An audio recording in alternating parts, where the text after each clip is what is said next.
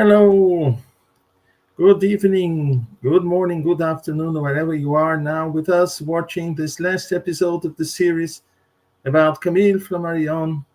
So it is a great pleasure to welcome you all, wherever you are, to these final episodes where we have the pleasure of getting together here in the studio. Some of our dear collaborators who gave us very interesting talks throughout the year. So I'll call to the studio our dear friend Faye Waddington. Hello, Faye. How are you? Hello, Munir. Hello, everyone. Nice to be here again. Thank Thank you. you for being here with us, Faye. Let's also call to the studio our dear friend Elsa Hossi, who was the one behind all this work, organizing everything. So without her, this series wouldn't have been possible. So hello, Elsa. Good to have you here with us.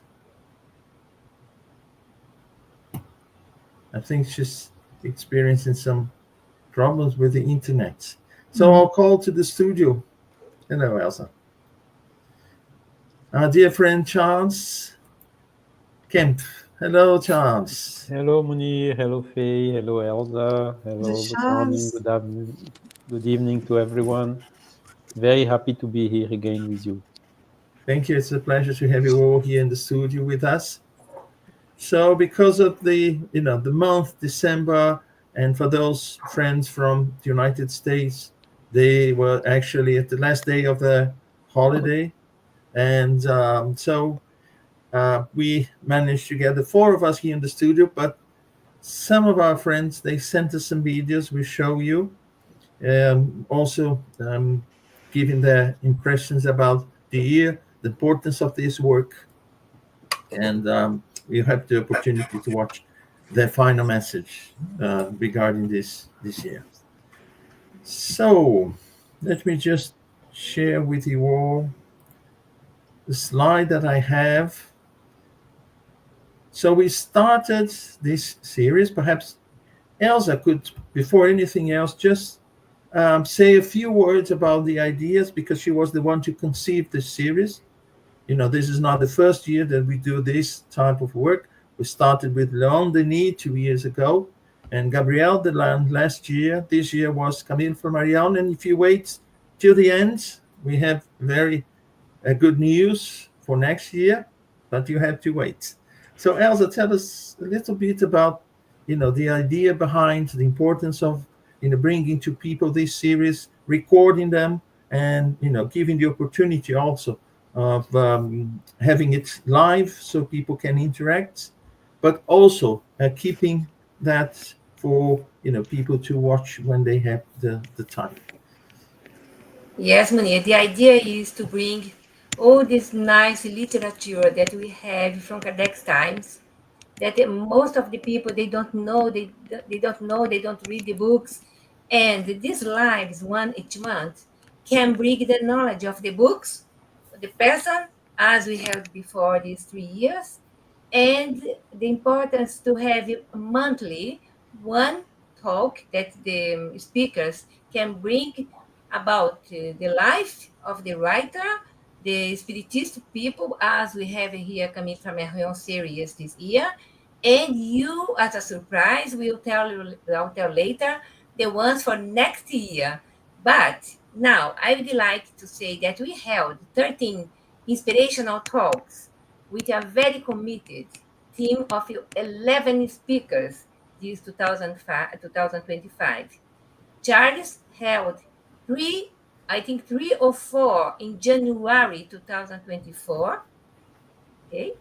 And I would like to express my gratitude to Roberto Watanabe, Vanessa Anceloni, Shane Martin, Carol Correia, Humbert Schubert, Charles Kempf, Dan Assisi, Alexander Caldini, Flávio Zanetti, Rafael Caldas, Faye Waddington, our dear lady here, and thank you, Munir, for hosting all these lectures during this year and now the roundtable.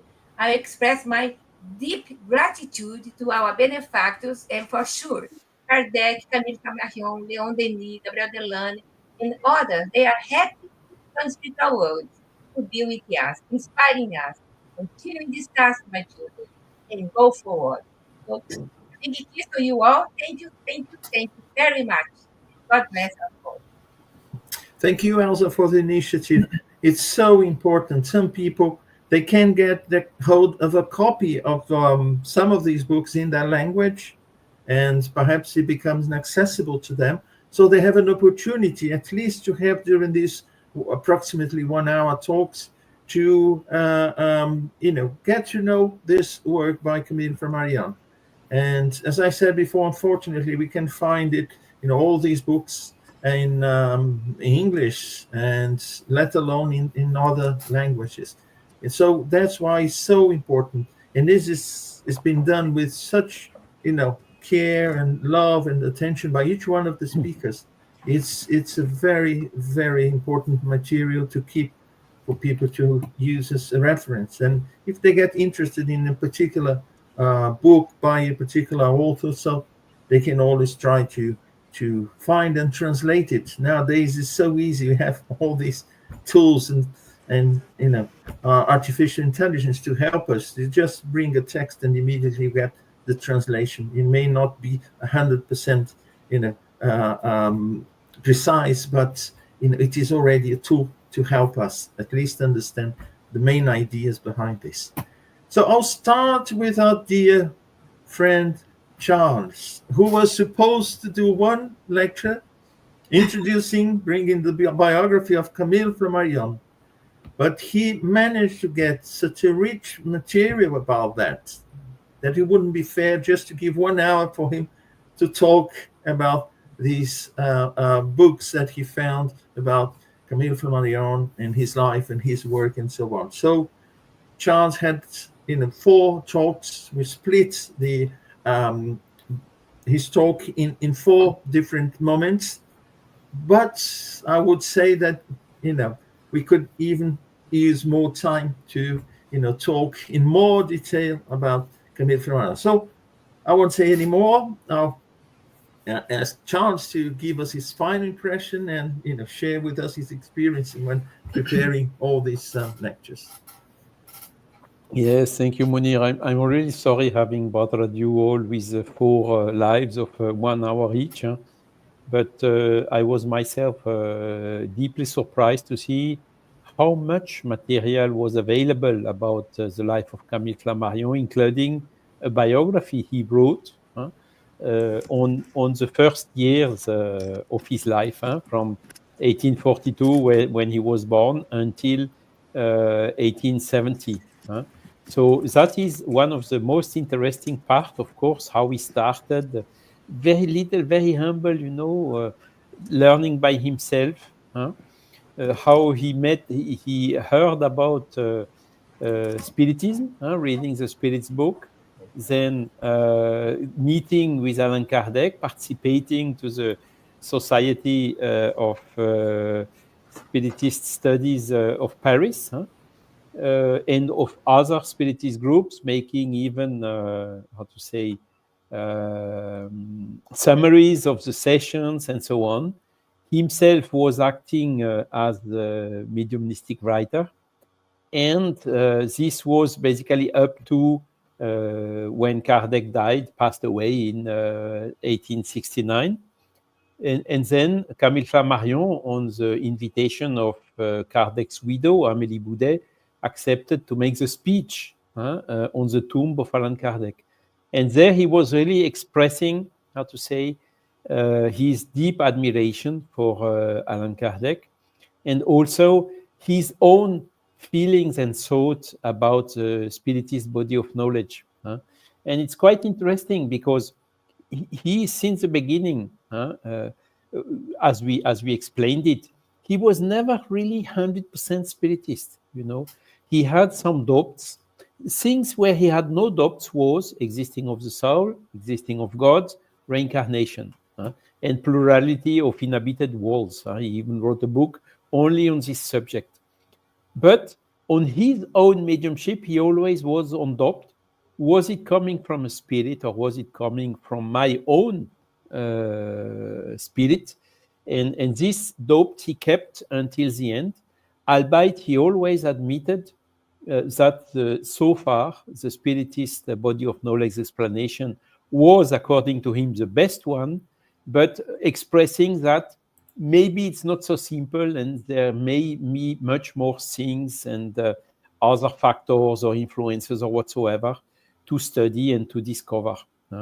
So based on this, he made really this outstanding work during his whole life. And he was basically, why is he so admired and considered in the Spiritist movement? It's because Camille Flammarion was really always with a deep respect of the body of the teachings, and also he was an outstanding fact collector. He collected thousands and thousands of paranormal or spiritual facts on different type of things. It was from haunted houses to impressions to even what we call today near-death experiences, telepathy and whatever. And his last books, which have been presented during this series, are really references for the Spiritists. Why? Because there are hundreds of facts in all of them, which are somehow bringing this scientific observation aspect of the Spiritist phenomenon or the spiritualist phenomenon, and serving as a strengthening basis for the Spiritist theories, which is, how to say, one hypothesis, of course, but which explains most or almost all of the fact he was bringing. So he was also president of the Society for Psychical Research in London. I don't remember the exact date right now, but I think it was in the early 1920, where he made a speech in the SPR in London, which has been also collected in a book, which is available in the French National Library. So it's really an outstanding personality he also collaborated with Charles Richet. He was close to William Crookes. He made investigation about ectoplasm in his own house when he was living in Juvisy, together with all other researchers. And all these big institutes, Institut Psychologique, together with Pierre and Marie Curie and so on, because he was so known in this scientific milieu in Paris that he was invited to participate everywhere, and he did. And he always constantly brought his fundamental beliefs, as I have told at the beginning. Yes, we have a soul. This soul does not does survive after the death, and it is reincarnating. So at the end of his life, he was also invited by Jean Meyer in the Institute for Metapsychical Research, which still exists in Paris. And at the end, he passed away over 80 years old in 1925 in Paris. So it was a long, very fruitful and full career on astronomy, of course, on meteorology, on a lot of other scientific disciplines, but also on this psychical phenomenon investigations. Thank you, Charles. We have to thank you so much for the brilliant work that you did, because I think it would have been unfair to, having all this material in French, of course, because I couldn't find his autobiography in other language but French, and bringing to people, basically, sifting through and bringing this through these 4 lectures, these creating this picture of who he really was. He was so important, and now he becomes a reference. So whoever wants to know more about his life, he or she can watch your talks, and having to compress everything, to summarize it in one talk of 1 hour wouldn't have been fair. Yeah, It would be a pity. So okay. So absolutely. sorry for having bothered you. It And just was to on the complement, contrary. yes, just to complement, he was 1923 president of the Society for Psychical Research in London. I see. Yeah. So it was very good. Thank you so much, Chance. You're I welcome. don't. Thank you for Oh, having me. thank you. I don't know if Faye wants to add something from her experience while reading it. I'll get to your lecture, Faye. But I don't know if we want to add something at this moment. No, I think it was admirable, and it was fascinating to hear, to watch the passion and the depth of knowledge that Charles brings all the time to whatever he does, and in this particular case. And may I say, I think it couldn't be a better image for the background that you've chosen. So that's iconic to represent exactly what Charles just said of the man that Flammarion was, a spiritual man, a scientist, going beyond boundaries and thinking at such depth and taking his thought to the vastness of creation and universe. Yes, my part is just one little bit of this fantastic person as a scientist, as an astronomer. Yeah, it's important because sometimes we know what the person said. We don't know the context, and we don't know who the person was in detail. So having this opportunity to know in depth his biography was very important because it brought some context. It gave us an idea who he was, what he was doing, the problems he had at his time, which was different from ours, and how it. You can place that in the context of the Spiritist movement. So it was very, very interesting. It's the first time that I see, some very good material about Camille Flammarion. So thank you so much, Chance. You're welcome. I was amazed myself from the quantity of material that is available about him. If I may say, I was always, how did he manage? I mean, he had the same 24 hours like every human being. It is how did he manage so much? It's incredible. Yeah, and I still have to go to Juvisy because they are now organizing the archives of Camille Flammarion and the museum of the observatory in Juvisy. So I think next year I will be able to go there and to visit. I have already the contacts. Wonderful. Wonderful. Yeah. It started with one talk, and then he said, no, Sean said, there's a lot of material, perhaps we could do two. And as he went, digging in the material, and he said, no, 3 and 4, and, if he could, we would, do more. But I think, it was a brilliant work. Let's move now to our dear friend, Alessandro Caldini. He gave his talk on the 4th of February, and the work he talked about was Death and Its Mystery, Before Death, Proofs of the Existence of the Soul. Alessandro Caldini, he sent us a short video sharing his impression about the author, the work, and this opportunity that he had to give his talk. Let's see. Hello, I'm Alex Caldini. It's a pleasure to be back here with you at this very end of the year to review some of Camille Flammarion's books. I was responsible for one of his books called Before Death. Actually, it's 3 books altogether. Before Death, At the Time of Death, and After Death. Basically, what I mostly like about Flammarion, studying a little bit about him, is that he's a scientist. So basically he says one thing: we do not have to say something we do not know. And that's very important because I believe we spirits are kind of like, I don't know, you should do this, you should do that. This is what you're suffering because of your past life, because of karma, etc. No way. He says everything might happen, but until we have a proof, it might be not true. right? So let's see some of the aspects of Flammarion in this book. Basically, he says he's a anti-clerical deist, just like Voltaire, meaning he believes in God, but he doesn't believe we need religion. Very precise thinking, isn't it?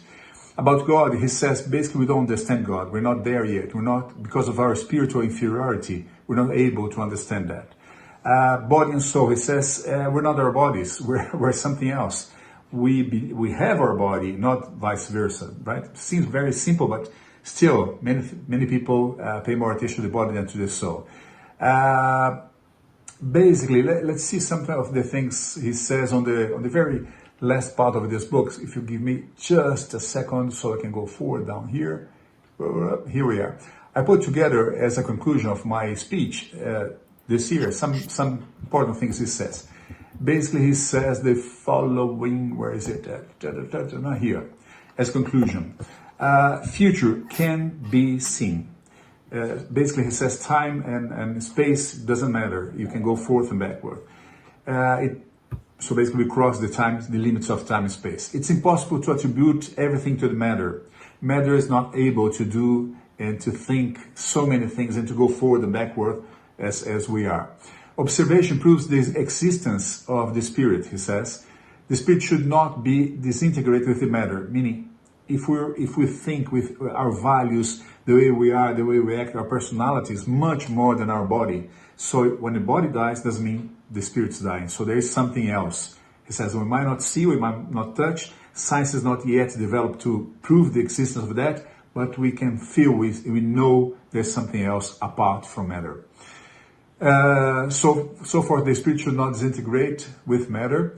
There's no proof of the intervention of foreign spirits. He says when a medium, when a psychic is talking, not necessarily is a third part personality there. It might be his own personality, her own personality. We should be aware of that and pay attention to that. Not everything can be perceived by our regular senses, obviously. And not to understand something is not a proof of the non-existence of that something. So basically, all in all, it's a fascinating book, but I had to make a very short conclusion here. I would say the best thing I learned from Camille Flammarion is we do not know what we do not know. So we don't have to have all the answers to everything. We should say, I have no idea. I think it might be like this way, but I don't have a clue on that. I'm not really sure about that. I think that's a very precise advice to all of us spiritists. Let's not try to guess something. Let's not try to put a truth that we are not sure about it. Better way to investigate, to learn, to understand, to study. That's all Spiritism is all about, and that's basically what Camille Flammarion does tell us. Abraço to you all. Thank you, Elsa and Munir, for the invitation. Hope to see you again next year. Merry Christmas, Happy New Year to you all. Bye-bye. Ciao. So wonderful. We want to send our heartfelt thanks to Alexandre Caldini for his talk. I remember it was a very nice, very interesting talk.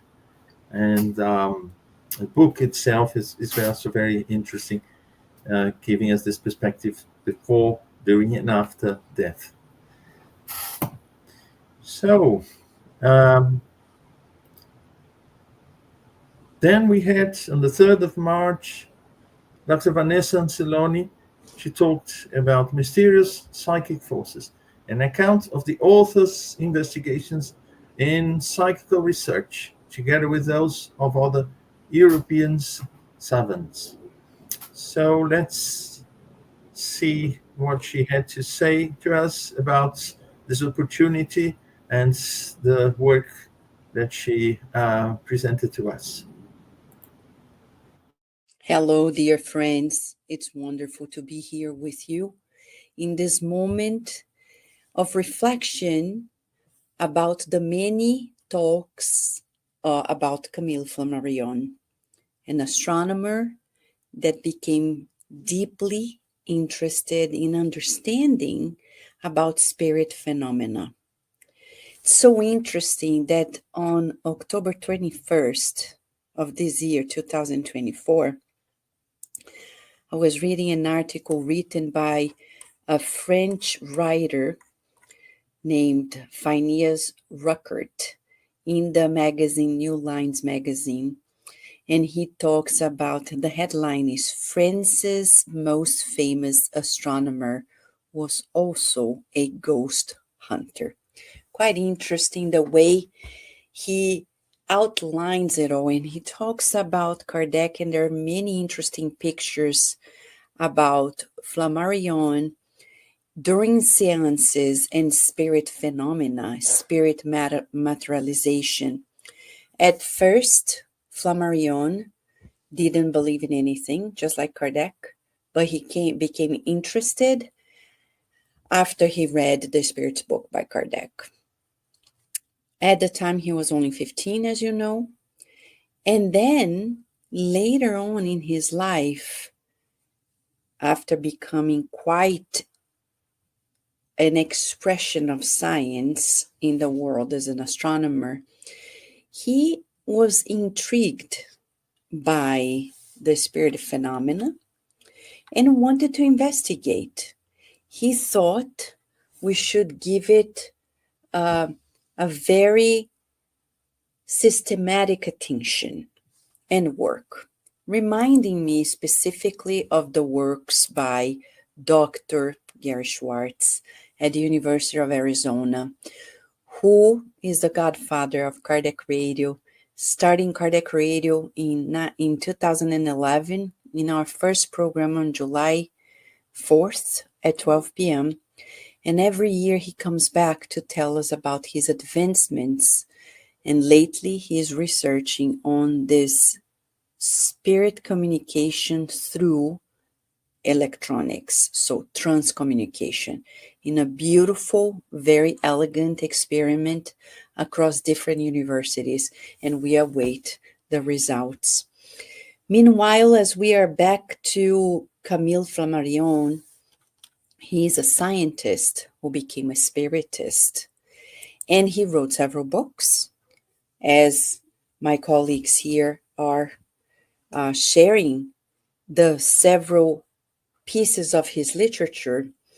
In our case, we discussed way back at the beginning of this year the book Mysterious Psychic Forces, an account of the author's investigations in psychical research together with those of other European savants. In this book, which was published in the 20th century, the works talk about mediums in Europe, in other countries, and the spiritual phenomena and the investigation about it. Amongst all the mediums he researched upon and became quite famous for was Eusapia Palladino, right? These mediums were truly sacrificial in their works due to the conditions they were exposed to.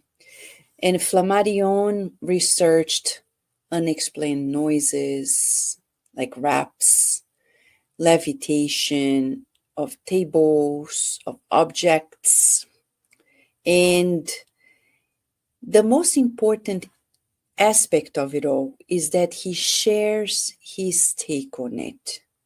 He says, like Kardec, we need to observe the facts and analyze the language. This is a statement by Kardec in the Medium's book, and it aligns quite well with the way also Flammarion did his research, by observation. By the way, friends, when we talk about spirit phenomena, we need to reason first, observe first, and then conclude. Analyze the language. Many people, they, like in math, you need at least 2 points to make a line. In spirit phenomena, we need more than an event to understand the broader spectrum of spirit phenomena. So we need more points to connect the dots and really make of what it is. We're saying this for the reason that many of us would like to research or even be in mediumistic meetings. Let's be inspired in Flammarion, who observed much to reach his conclusions. I think this is the most important observation, especially in his book, Mysterious Forces. I enjoyed very much reading about it, getting to know of him, and I look forward to learning more about Camille Flammarion. And you should too. Thank you, friends.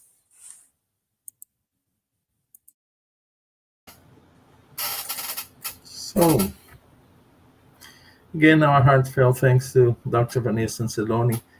She, on top of her contribution giving us a talk, she's also a support of this work. And through Kardec Radio, whose studios we are, using now for these series, to bring the series to, life as such.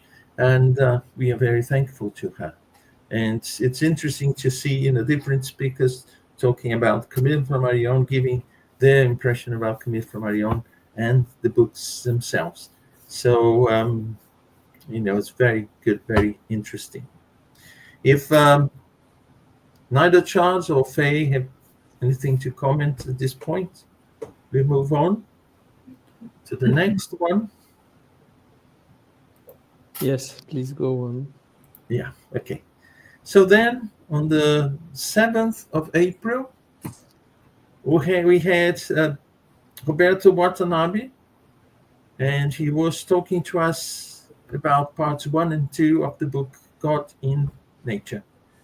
He was also very kind and sent us a video. So if we bear with me, I'll bring that to us all. Yeah. Hello, my friends. I'm glad to leave this short message for you all. First of all, I would like to thank Elsa and Munir for inviting me to participate in the Camille Flammarion series. Camille Flammarion, as we all know, was a French astronomer who lived in the second half of the 19th century and the first quarter of the 20th century. And he was a contemporary of Kardec, although he was much younger than him. In the Spiritist magazine, Kardec comments some books published by Flammarion. One of them is The Plurality of the Inhabited World. The second one is Lumi. Lumi is a name, and in Brazil it was published with the title Narratives of the Infinite. It's a kind of, let's say, science book, right? And the third one is God in Nature. And this was the book that I presented this year, but just the first and second part, because the third to the fifth part was in charge of our colleague Carol. And in this book, the Flammarion's goal is to carry out an investigation about the existence of a God.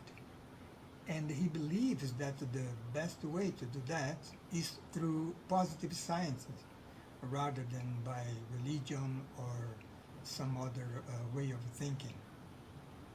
And positive science is based on facts. And here we must remember that Kardec also based on facts to organize the Spiritist doctrine. And also Flammarion believes that the appropriate way to, let's say, prove the existence of a God is look at nature, because as he says, God is the inner force of all things at the end of the day of nature. And here we also, again, we must remember Kardec when he says that every intelligent effect must have an intelligent cause. And if we look at the wonders of the universe, the order, the commands of the universe, we see that such creation surpass human capacity to create the universe. And then we get to the idea and to the reality of a supreme being, which is God. Well, this is just an overview, general overview of the book, and I would recommend that you read all. It's a thick book, but it's worth reading. Now, I would like to thank you again for the opportunity to participate in this series, and I look forward for next year author. And if I may, I would like to leave here a suggestion. Why don't we study the works of Ernesto Bolzano, the Italian scientist who lived also by the time Flammarion lived. And although he was not an spiritist, he was a great contributor to the study of the spiritual phenomena. So having said that, I would like to wish you all Merry Christmas and a Happy New Year. Thank you again. Bye. We at once just thank Roberto Watanabe, is the president of the Spiritist Federation of the State of São Paulo in Brazil. Always very busy, but is always very keen to accept invitations, and he's a very good collaborator of ours. So our thanks to him. And before we carry on, I just want to say that our dear friend Assisi, he is traveling on his way to the hotel. He said he'll try to get here before the end of the program, so let's hope he managed to do that. We also say hello to those who are here with us watching. Ruben de los Santos, Augusto Schmidt, Angela Kusch, Elizabeth Stevenson. Hello to you all, and thanks for being with us here today. So let's move forward now. So then on the 5th of May, we had our dear friend Carolina Correa.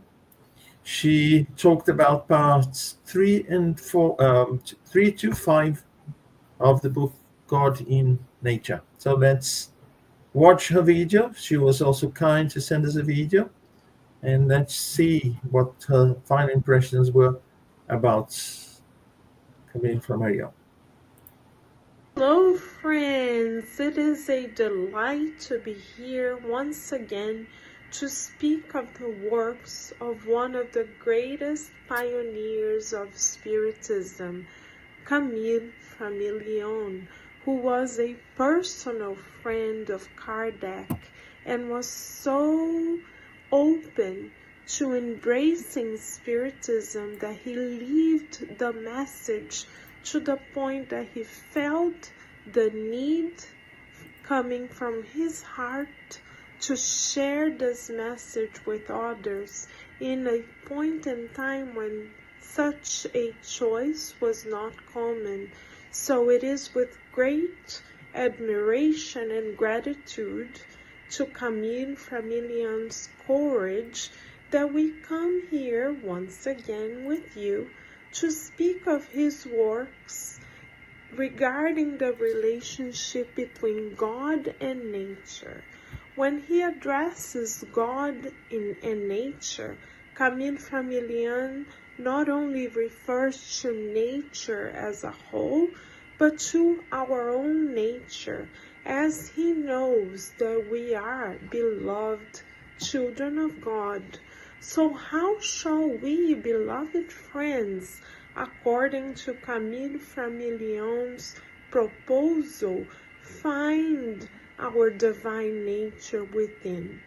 First, Camille Flammarion proposes that we strengthen our willpower, a divine attribute given to all of us equally by God.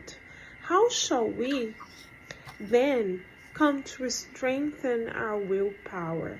Camille Flammarion defines our willpower as a divine attribute coming from God that is indeed a superior force that shall connect us to God Himself, herself itself, to a point where we commune with God so strongly that we are able to overcome all obstacles in life. How shall we then strengthen our will? According to Camille Flammarion, once again, we need to foster courage.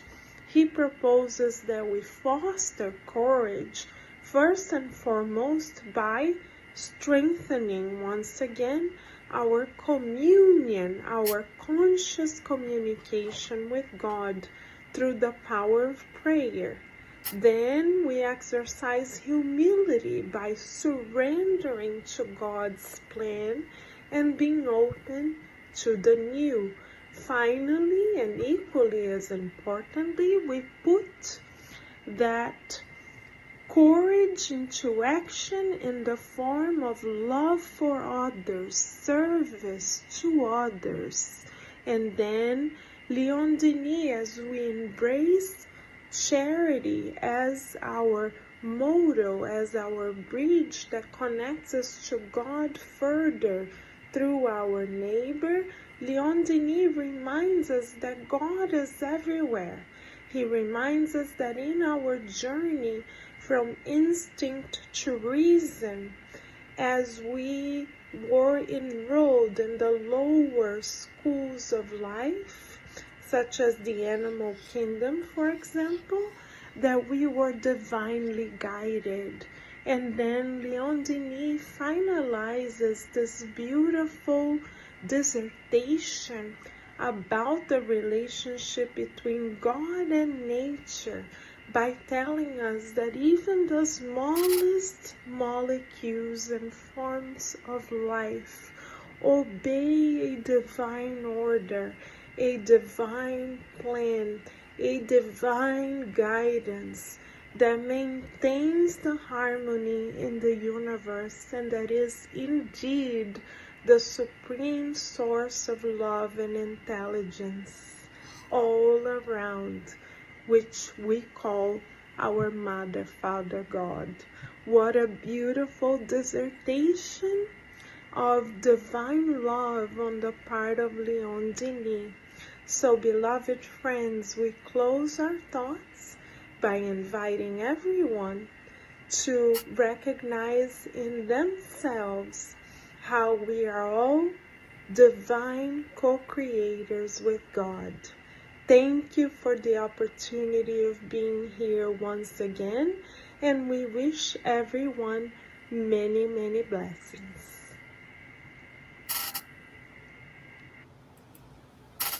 So our gratitude also to Carol Correa, our dear friend and collaborator. She's, always ready to help us when we invite her, and she always gives us her precious contribution. I also want to say hello to our dear Graziella and Marcia from Denmark. And let's move forward then. So we had then on the 2nd of June, our dear friend Rafael Caldas, he talked about haunted houses. So he sent us also his short video to share with us his final impressions. Oh, hello, Monier. Hello, everyone. It's a pleasure to be here again with you, thinking about and remembering the learnings, the study, the understanding, getting closer to Flammarion this year.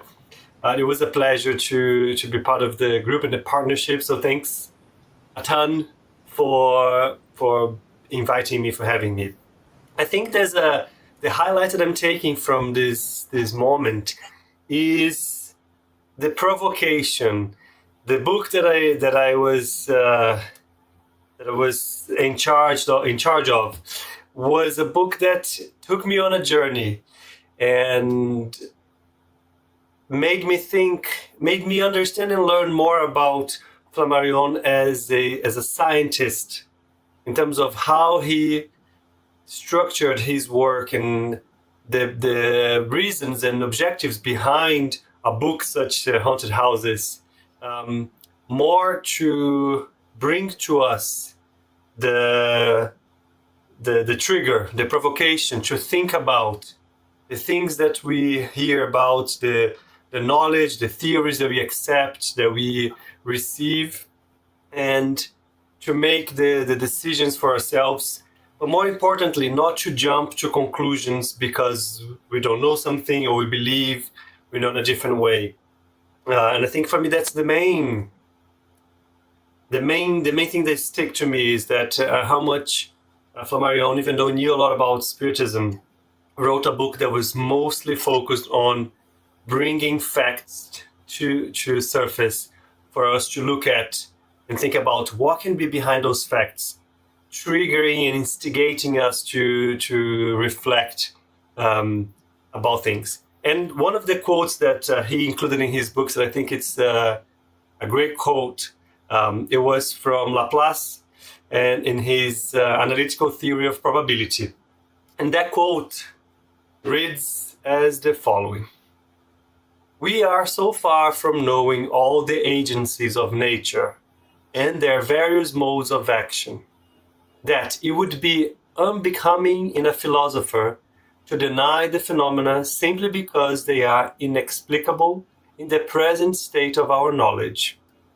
Only we must examine them with an attention which is the more scrupulous, the more difficult it appears to be to admit them.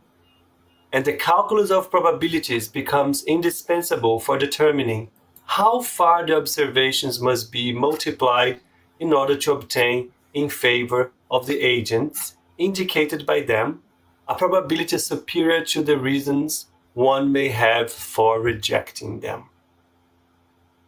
Quite a long quote, I know, but I think that summarizes Flammarion for me.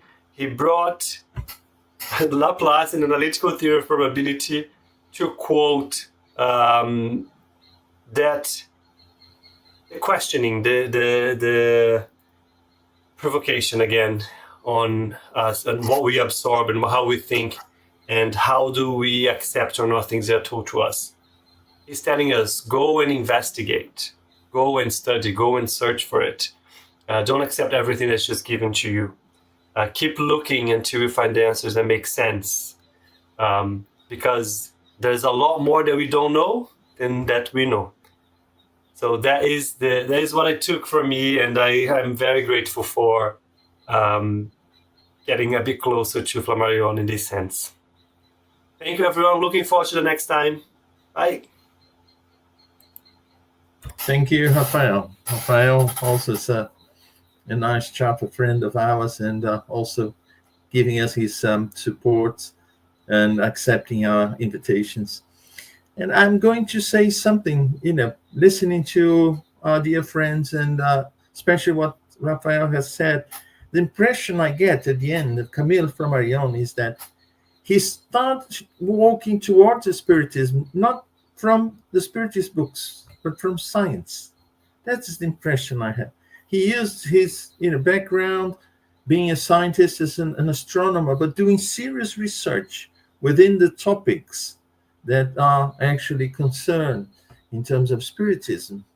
And through his investigation, slowly his reasoning, the results of his research, he started moving towards Spiritism and not the way around. Different from other people who, reading the works of Kardec and other Spiritist authors, becomes a Spiritist. He started from science, and from science he walked towards Spiritism. I don't know if Charles and Faye agree with that. Yes, indeed. You are right, Munir. Huh? He learned the things by himself. Of course, he got the readings of Kardec. He was following narrowly and had also correspondence continuously with Kardec. But as we told, he was since the beginning always focusing on this scientific approach of the phenomenology, and also from the effects going to the explanation and the causes and so on. So it was indeed his role. And this prudent approach he had made such that he stayed always very good in narrow relationship with all the other scientists, whether they are spiritualists or not. And the fact that his presence was there amongst his other colleagues helped a lot in, how to say, pushing to change the paradigm, you know. Of course, it did not change. It's still today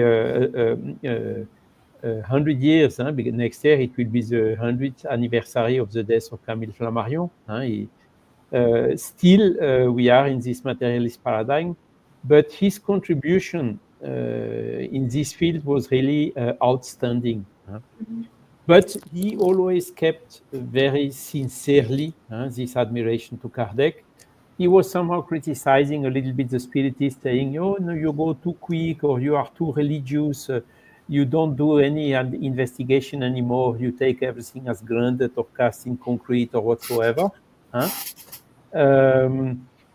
Indeed, he was a little bit right in this, but he always recognized that it's good in a way that Kardec went up to the last conclusions which are coming out of the facts, principally in terms of universal moral laws, you know, about these questions of good and evil, of what we should do, of the evolution of the world, about these moral reforms that we should really foster in ourselves, and also using that in order to console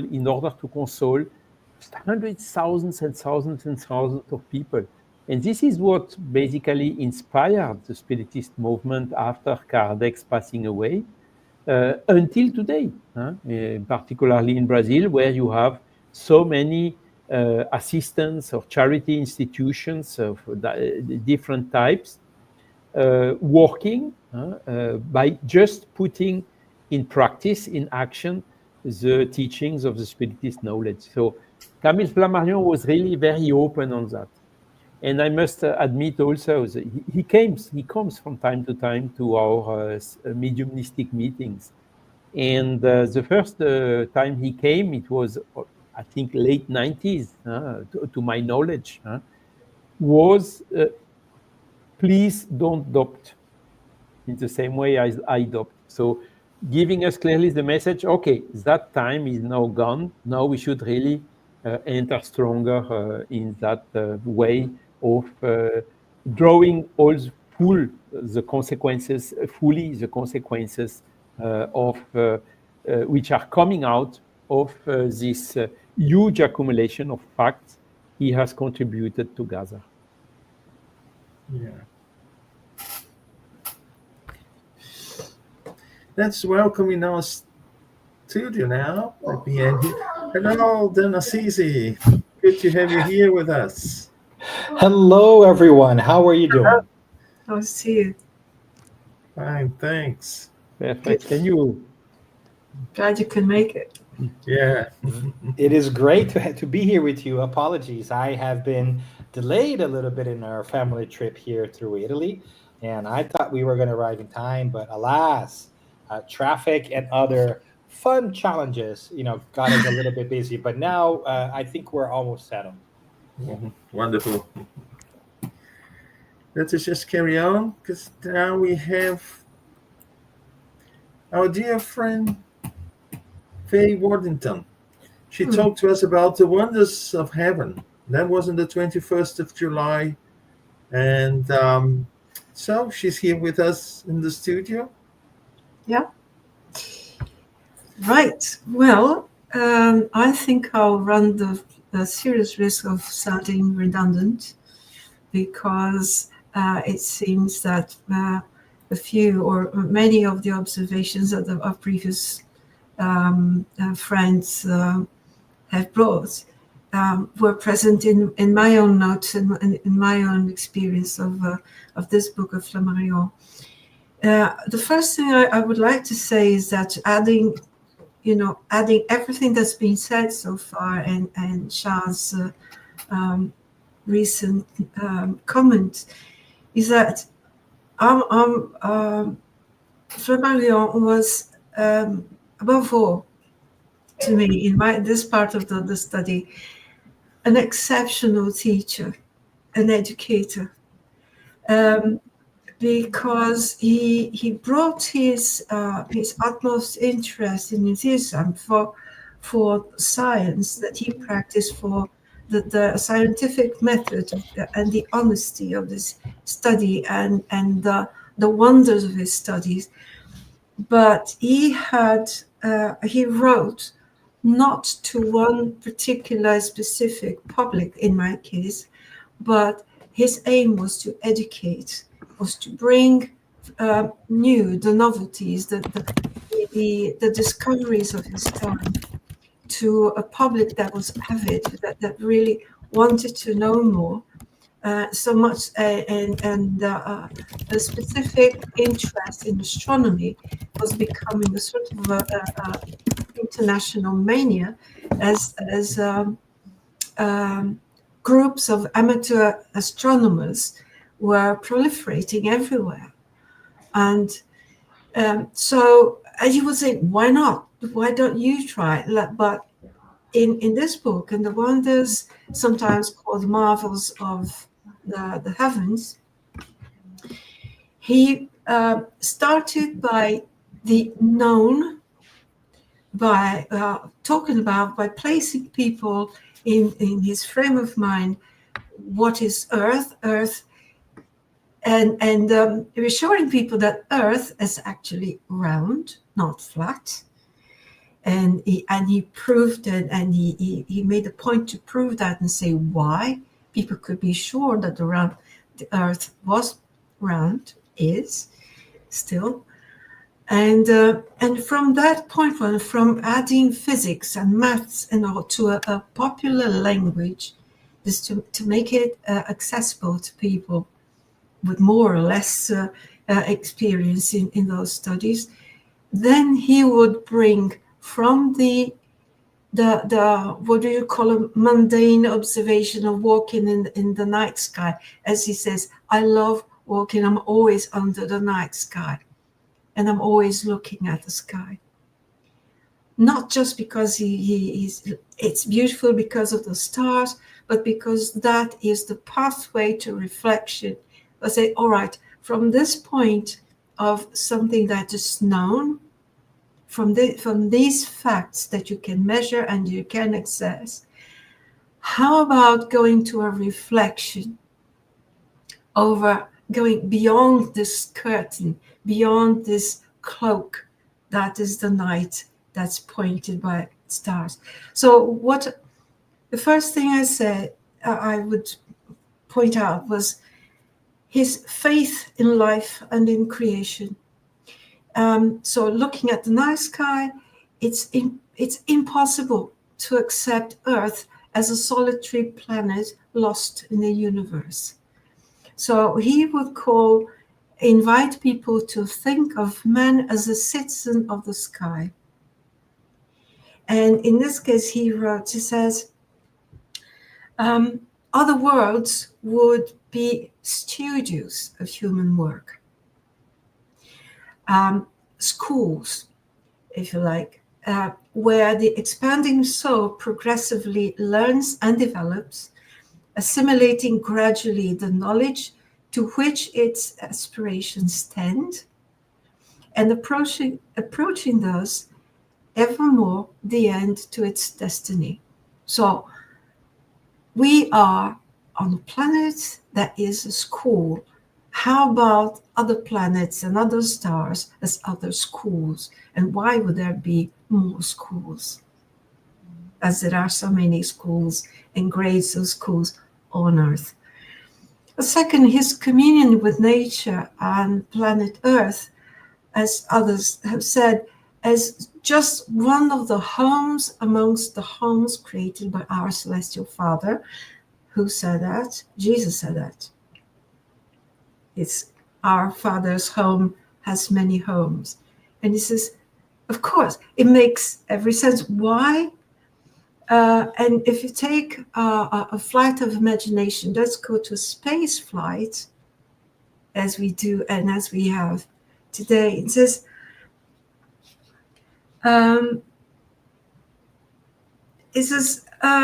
why would this be the only place where God would put all his knowledge and all his hope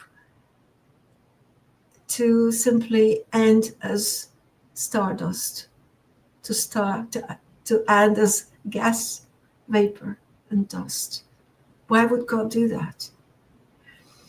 Then his selflessness when he praises the work of fellow scientists. He has no problem acknowledging the achievements of other scientists, but also his certainty that free thinking is one of God-given traits to help humankind to push their way forward towards enlightenment, and through questioning, reasoning, and working out ways to maintain a peaceful and collaborative development.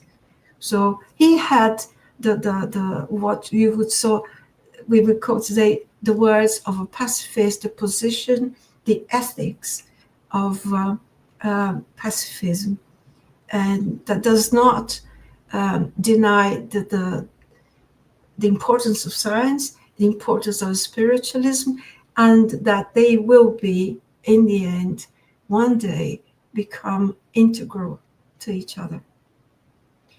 And so science and spirituality would meet on a common ground in his reflections. That is, there is no other way, and that they would meet and develop together as integral to one another.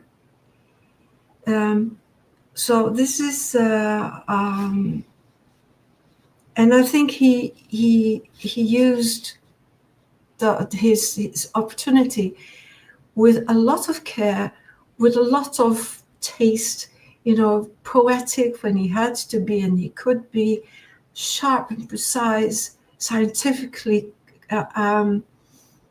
absolutely precise when he had to be, and respecting the people's understanding or degrees of understanding, to bring everyone together to his conclusions, to appreciate, and says, don't forget, please let us not forget the teachings of the night, but return sometimes to meditate under their silent gloom.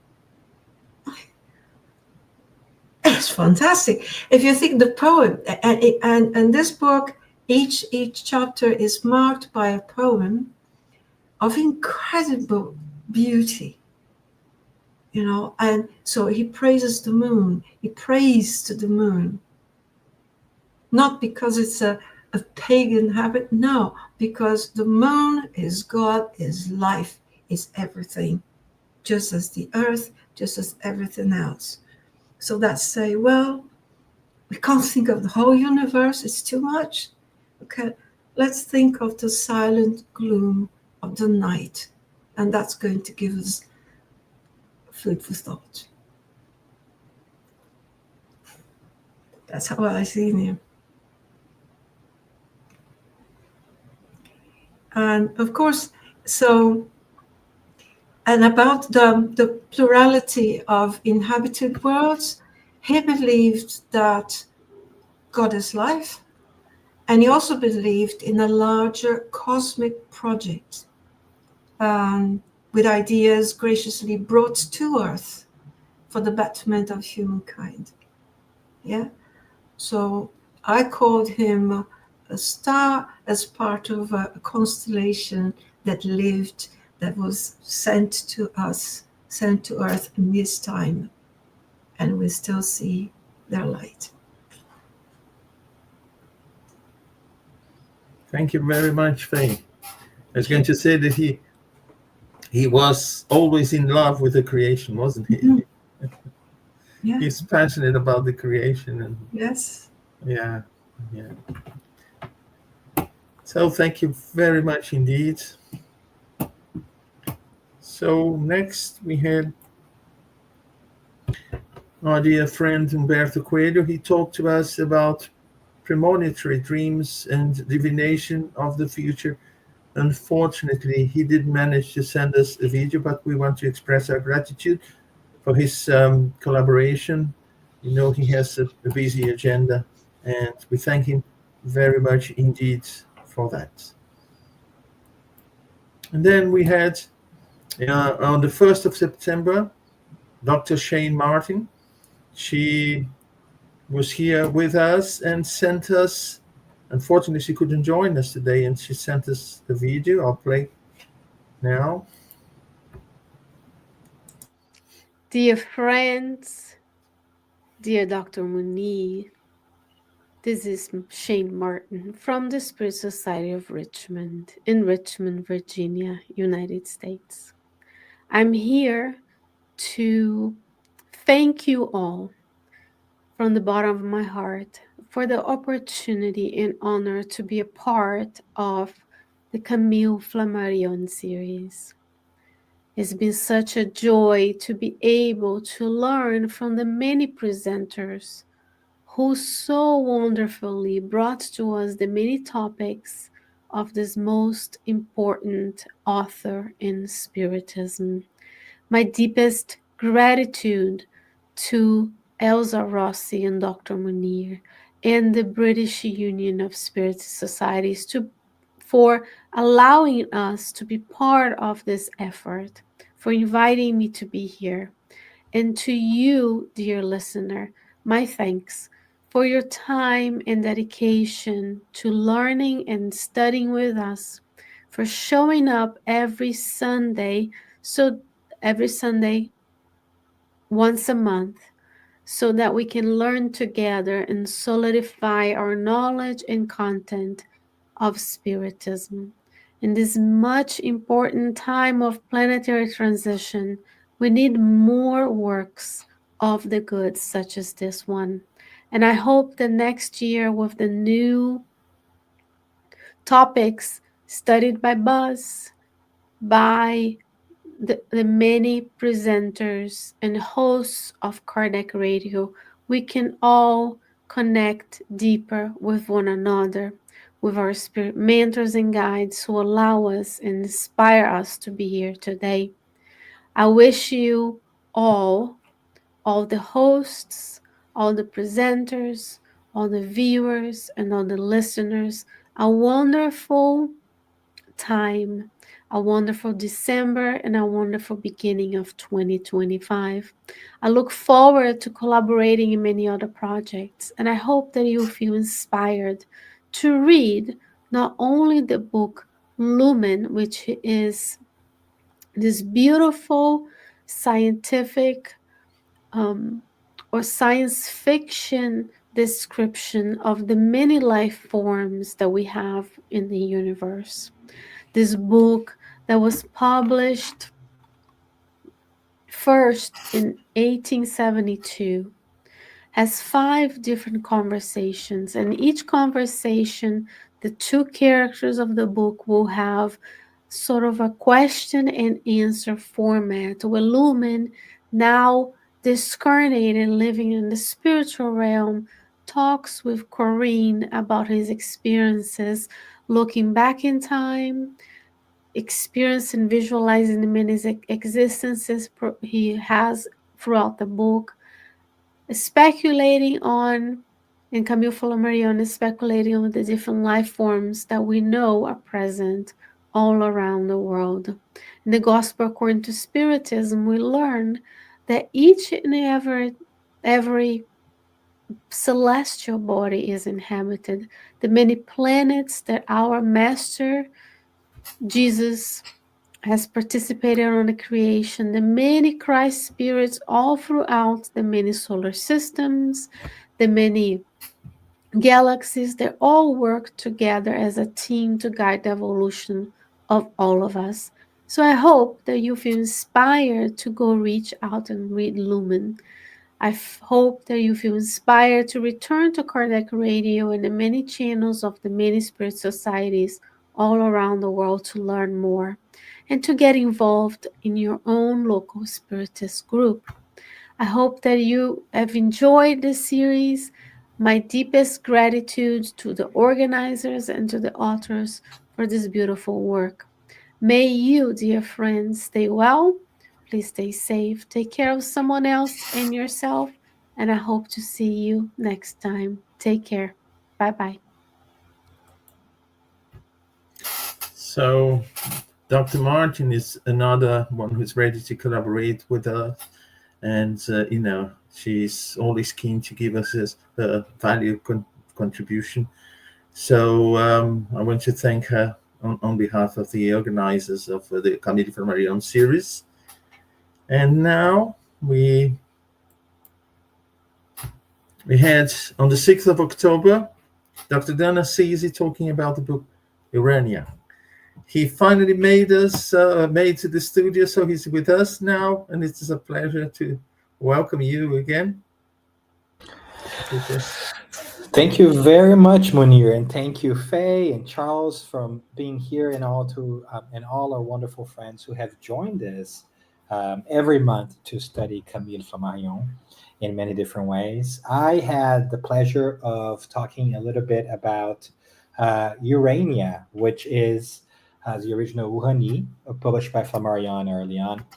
And in that book, we really take a trip through the cosmos and through the universe.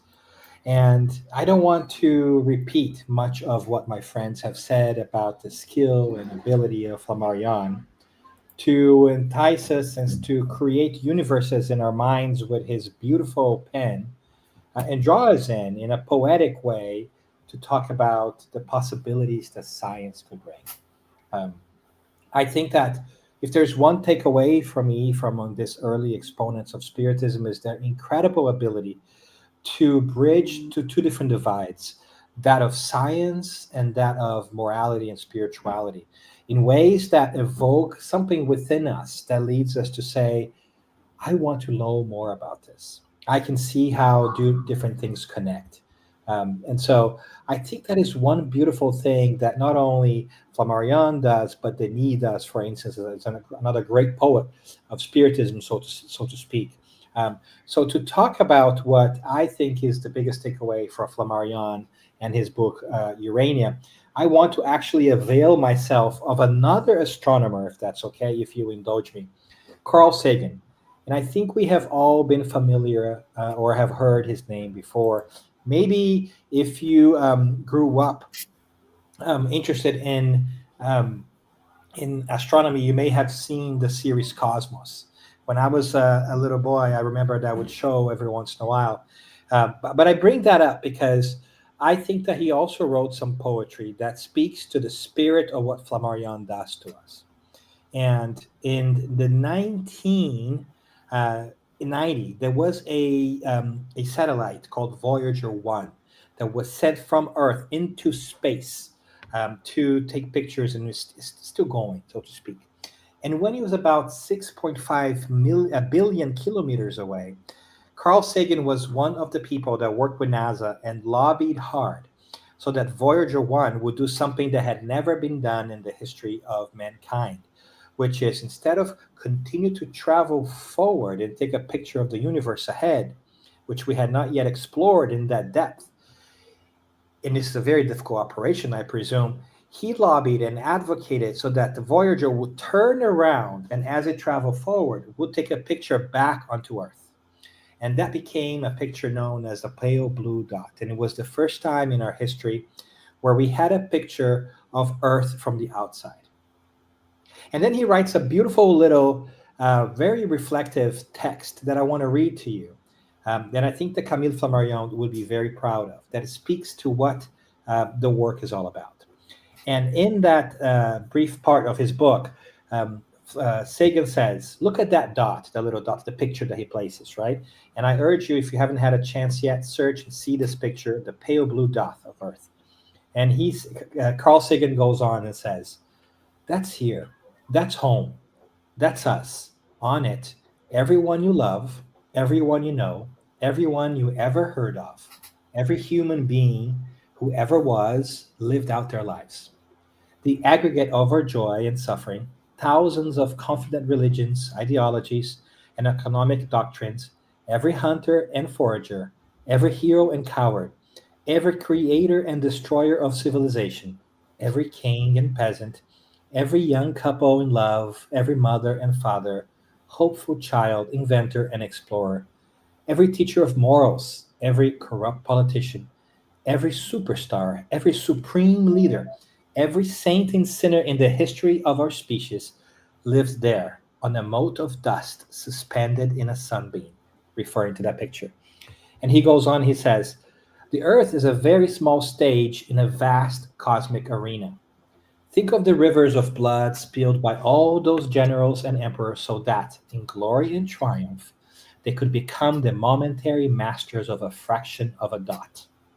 Think of the endless cruelties visited by the inhabitants of one corner of this pixel on the scarcely distinguishable inhabitants of some other corner.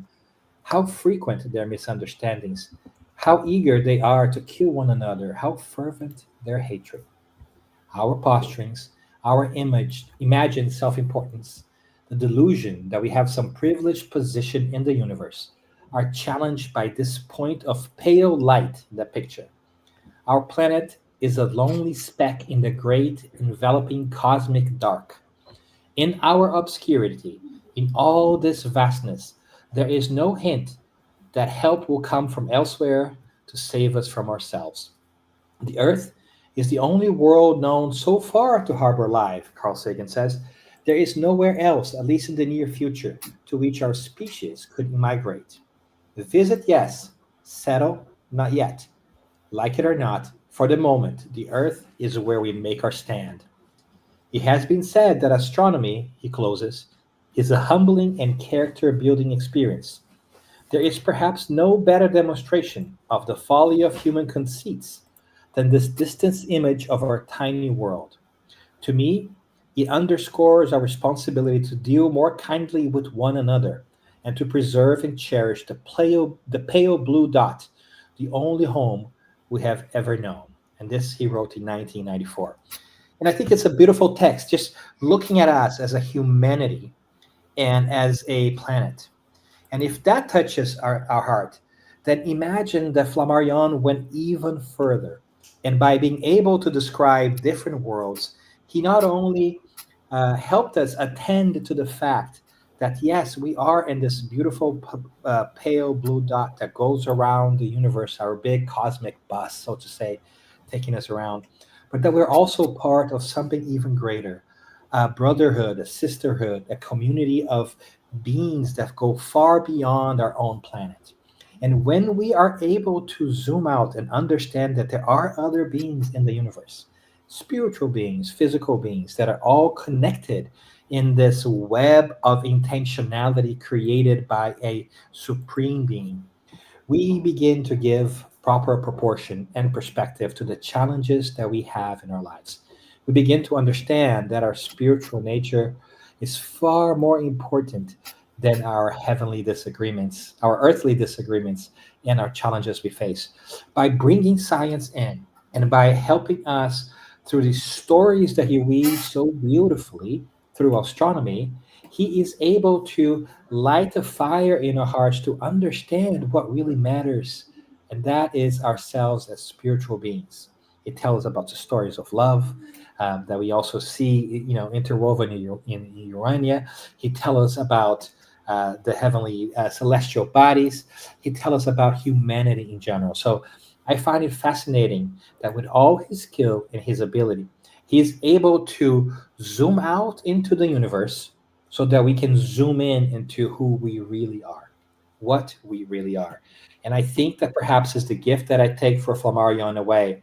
By going to the very big, to the very large, and to the very distant, to the very unknown, he makes us ask questions about that which is within ourselves and whether we know who we are. And what is it that we need to do to ensure that we feel this commonality with all things and all beings, that we see reflected in the teachings of Spiritism. So I hope that if you are reading this video and you have not yet had a chance to read one of these wonderful books, you may be challenged in a great way to be visited by the idea that there is an incredible journey to be taken by reading these books that will free our minds and help us zoom out to the very large. And here in our broadcast, Munir has been very kind to have placed the picture, a pale blue dot, and in it there is a tiny speck of light in the middle of it, and that is Earth in the context of the cosmos. And so, how beautiful it is to know that it may look so small, but yet there's so much in it. And how beautiful it is for us to make a connection that is not different than us. Sometimes we feel so small before the cosmos and the universe, yet there's so much within us. There's so much history within us. There's so many experiences within us. There's so much love within us. There's so much that we need to discover.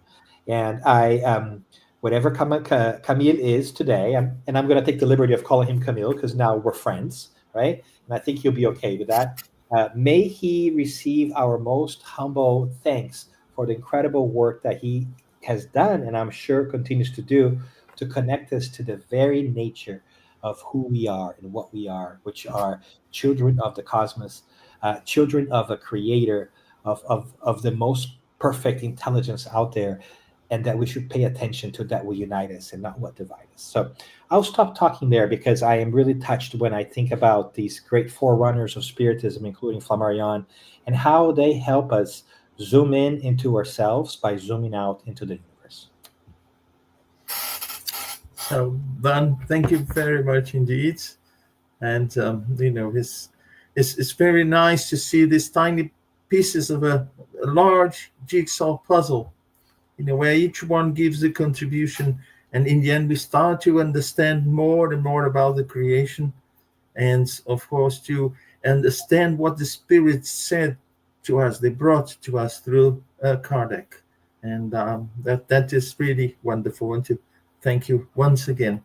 And of course, for being, always with us. We know you have a very busy agenda and you're always making the most to be with us and giving your contribution. So thank you very much indeed. Thank you all. Thank you for your flexibility. Apologies I couldn't be here, but I will be following offline. Thank you. So now we have our last slide, which is about the spirit communication. And the talk was given by our dear friend Flavio Zanetti. That was on the 3rd of November.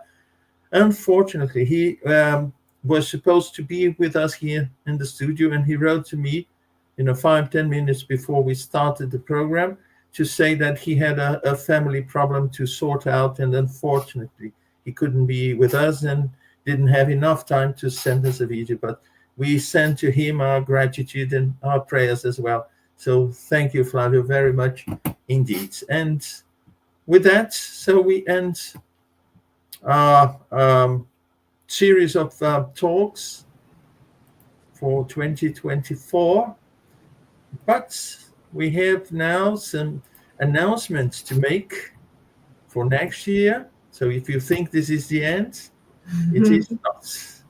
And also, we have a very nice coincidence because, as our friend Roberto Watanabe suggested, and this is not the result of his suggestion, but a coincidence because Elsa and myself, we had, discussed what, who would be our author to talk about next year, and we came with the idea, to talk about Ernesto Bozano, and almost simultaneously we got this message from Roberto also suggesting, and we talked about Ernesto Bozano. So for next year, now we are organizing a series of talks in the same format, one Sunday of the month, where we have a guest speaker to talk about one of his books. He has several books, and we are organizing that for next year. And finally, we want to thank Kardec Radio for all the opportunities they've given us to bring programs and talk to the public and share with them the results of the study, the contribution of each one of the guest speakers here, so that we give our humble contribution to the Spiritist movement, not in the UK, in the US, in France, in Brazil, but worldwide, because we have friends from Uruguay, for instance, from Denmark, from the UK, and so many other places here with us watching. And we want also to express our gratitude to all of them. And in this case, especially to the Kardec Radio for allowing us, to making it possible to take all these efforts to, everyone in Bristol. So that was it. I just want, a final word from Faye and from Charles before we go. Well, thank you. It's been an absolute pleasure again to be with you all and to be more familiarized with the word, with this name that resonates to me from what I first heard. I was in school. I was a girl at school, and that name sounded so special. And I could never. It took me a lifetime to get this opportunity to be with you all and know them a bit more. And so thank you all very much. And I wish everyone a wonderful time and a lovely Christmas. Thank you, Faye. Charles?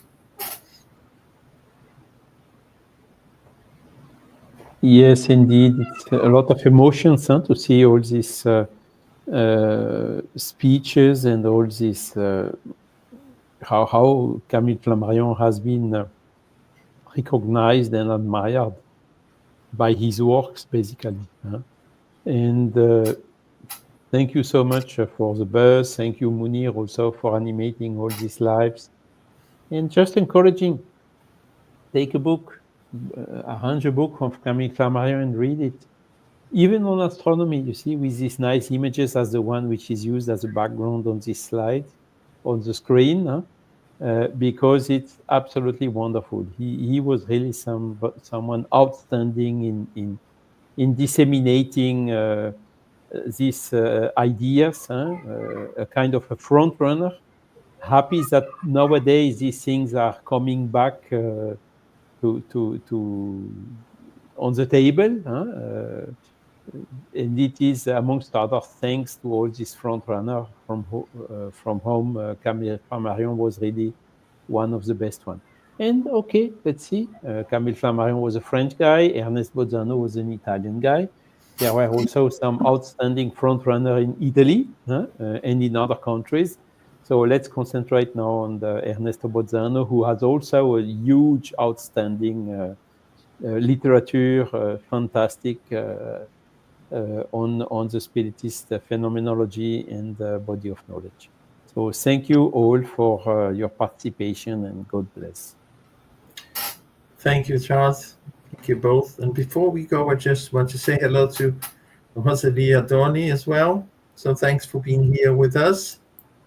And I wish you all a wonderful Christmas time and, many good hopes for next year. But certainly we'll carry on with our series. And next year, as we said before, we'll have the pleasure to put an effort and bring to you some of the books by Ernesto Bozzano. So thank you all very much indeed, and see you all next year. God bless. Bye-bye. Thank you.